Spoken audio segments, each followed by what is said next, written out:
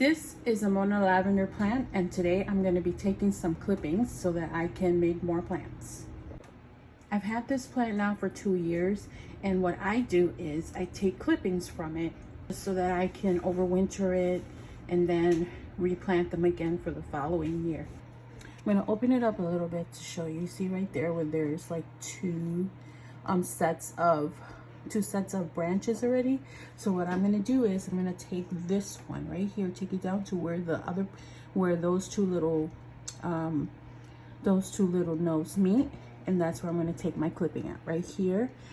Take it down to that, and that way it's gonna give the plant more energy to produce more side shoots, which is what I want, because I want this plant to be a little bit more bushy rather than tall.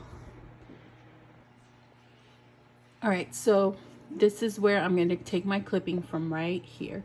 You just need to have some sharp pruners.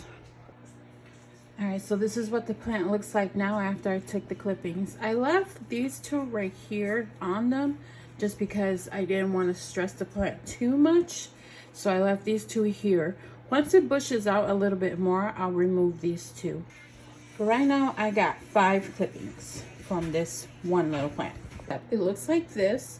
And then basically what you're gonna do is you're gonna remove all these little side shoots, because the way I'm going to reroot this is by putting it in some water, and then in about a week she will throw out some roots, and then when it throws out those roots, that's when you can plant it, and then I'll have 5 more plants.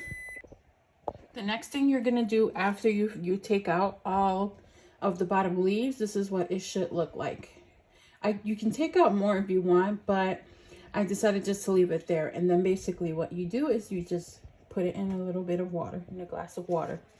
I actually had 6 clippings, and so I'm gonna try to do an experiment, because I've never tried to just put it directly in soil. So I have this one right here, which was a little bit shorter than all the other ones, and I'm gonna dunk this one in the soil to see what happens. So that's it. You just put it in a little bit of water, and in about a week they should root, and you should have new plants to pot up.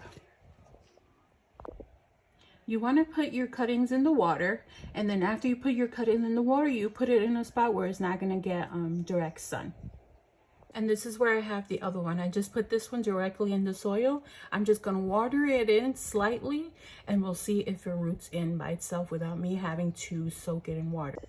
I've had great success doing this with coleus, sun patience, and impatience. Give it a try and see what you can root and create more plants and get more free plants.